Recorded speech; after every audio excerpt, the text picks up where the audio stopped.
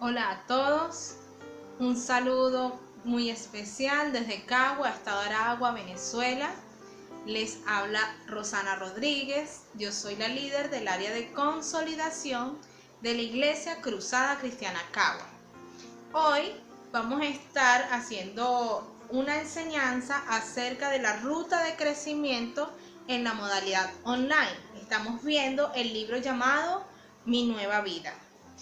El tema que vamos a estar trabajando es la salvación y el nuevo nacimiento.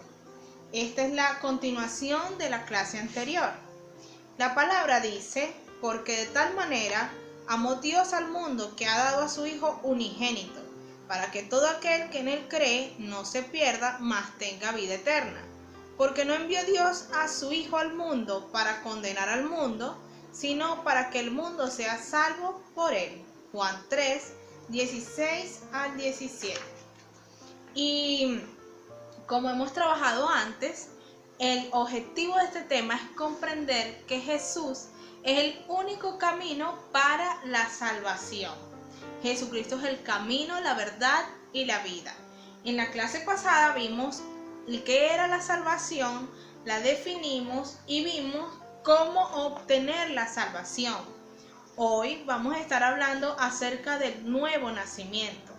¿Y qué es el nuevo nacimiento?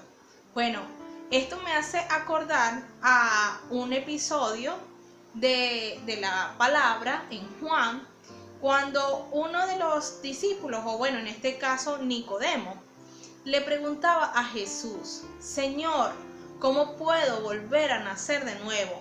¿Acaso debo de entrar otra vez al vientre de mi madre? Y Jesús le responde: no, que eso no es necesario, no es un nacimiento natural de carne, es un nacimiento por medio del Espíritu. Y que el que no naciere de nuevo no podrá estar en el reino de Dios, que es necesario nacer por medio del agua y del Espíritu, refiriéndose al agua, al bautismo. ¿Ok? Y bueno, hoy hablaremos qué es el nuevo nacimiento.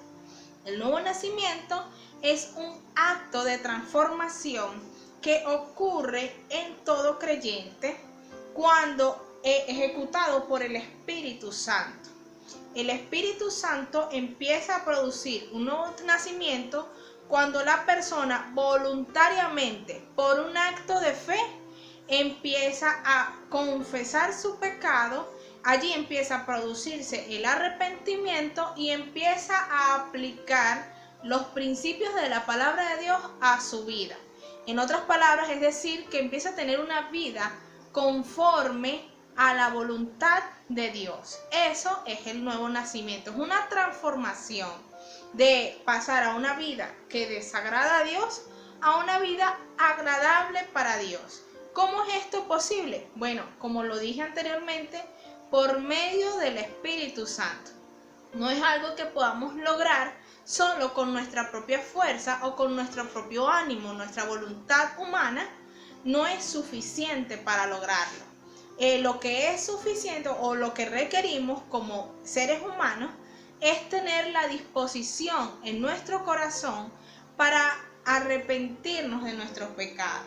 Entonces, vamos a hablar un poco del arrepentimiento.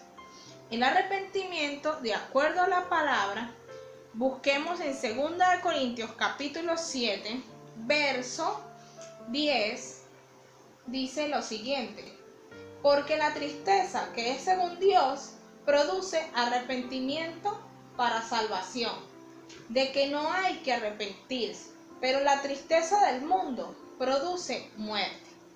Entonces, vemos en la palabra que hay dos tipos de tristeza. Una tristeza que produce arrepentimiento, que Dios aprueba esta tristeza. De hecho, esta tristeza es necesaria porque es una tristeza que se produce por haber ofendido a Dios. Sin ella, pues es muy difícil que la persona pueda proceder a un arrepentimiento genuino. Y de esta tristeza dice de la cual no hay que arrepentirse, o sea, de la cual no debemos lamentarnos por esta tristeza. En después que pasa el tiempo, vamos a ver el fruto de este arrepentimiento y vamos a gozarnos por aquella vez en la cual nos entristecimos por haber ofendido a Dios. Y hay una segunda tristeza que habla la palabra, que es una tristeza que produce muerte y que esta tristeza es del mundo. ¿Cómo es esta tristeza? Bueno, es por causa de todas las dificultades, de todas las circunstancias que vivimos en este mundo, quizá enfermedad, quizá aflicciones de diversas maneras. Y esta tristeza, cuando no nos lleva a acercarnos a Dios, esta tristeza va a producir muerte. Hay una tristeza que va a producir que, de hecho, en vez de conocer a Dios, nos va a apartar de Dios.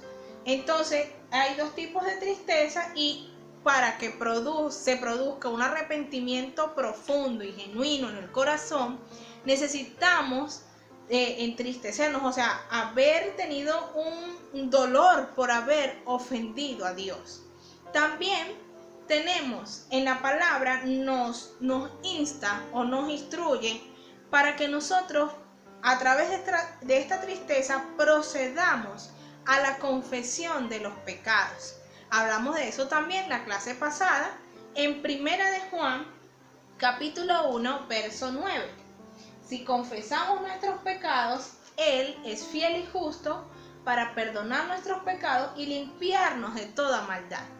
Entonces, una vez sintamos esta pena por haber ofendido a Dios, debemos empezar a confesar estos pecados, por lo cual Dios empieza a producir una limpieza a través de esa confesión.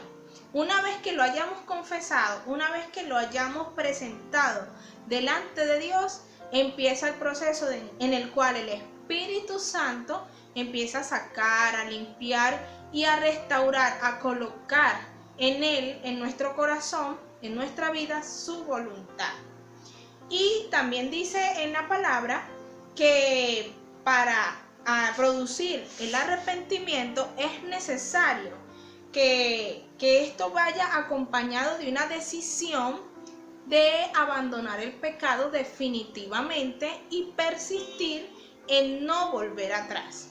Donde dice, bueno, vamos a buscar capítulo 2 de Hechos, verso 38. Pero Pedro les dijo, arrepentíos y bautícese cada uno de nosotros en el nombre de Jesucristo para perdón de pecados y recibiréis el don del Espíritu Santo. Es decir, que el arrepentimiento debe ir ciertamente acompañado de la decisión de abandonar el pecado definitivamente y una firme determinación de no volver atrás. Esto es una decisión diaria, esto no es una decisión de un día, bueno, lo dejo hoy y vuelvo, no. Es una determinación de perseverar en el arrepentimiento, en la santificación, de perseverar en el hecho de agradar a Dios. Y bien, dice la palabra también en 2 de Corintios, capítulo 5, verso 17, dice de la siguiente manera: de modo que si alguno está en Cristo, nueva criatura es. Las cosas viejas pasaron, he aquí, todas son hechas nuevas. Entonces, ya una vez estás en Cristo, una vez confesaste, una vez te arrepentiste o estás en ese proceso, ya las cosas viejas pasaron. Todo lo malo queda atrás.